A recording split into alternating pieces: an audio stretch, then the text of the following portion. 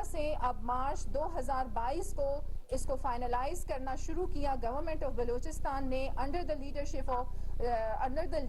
Of Mir Abdul Quddus Bizenjo are chief minister, जिन्होंने बहुत clearly और बहुत ही ब्रेव अंदाज में मैं कहूँगी कि बलूचिस्तान के अवाम के हक में ये फैसला किया कि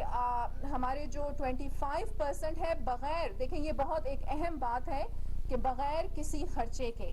25% जो होगा वो गवर्नमेंट ऑफ बलूचिस्तान का होगा, बलूचिस्तान की अवाम का होगा। और इसके साथ साथ रॉयल्टी की मद में ये बहुत अहम बात है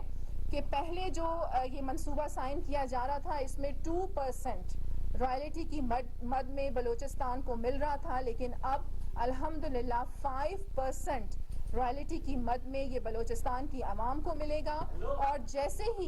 ये कंपनी वहाँ पर आती हैं और काम शुरू होता है, उसी के साथ बलूचिस्तान को रॉयल्टी की मद में ये फंड्स जो हैं वो आना शुरू हो जाएंगे। और फिर जनवरी में आप ये देखेंगे कि इसकी जो बाकायदा ओपनिंग सेरेमनी है उसे कोयटा में ही रखा जाएगा।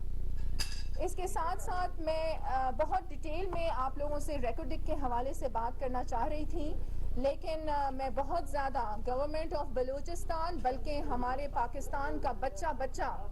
स्ट्रांगली कंडेम करता है जितने भी टेररिस्ट अटैक्स कल बलूचिस्तान में हुए हैं। और ये बहुत क्लियरली मैं ये पैगाम देना चाहूँगी गवर्नमेंट ऑफ बलूचिस्तान की तरफ से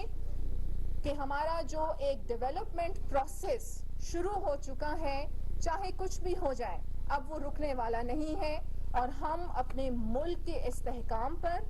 बलूचिस्तान के इस्तेहकाम पर, बलूचिस्तान की अवाम के इस्तेहकाम पर किसी भी तौर कॉम्प्रोमाइज़ नहीं करेंगे। और जिस तरीके से आपको पता है कि हक दो तहरीक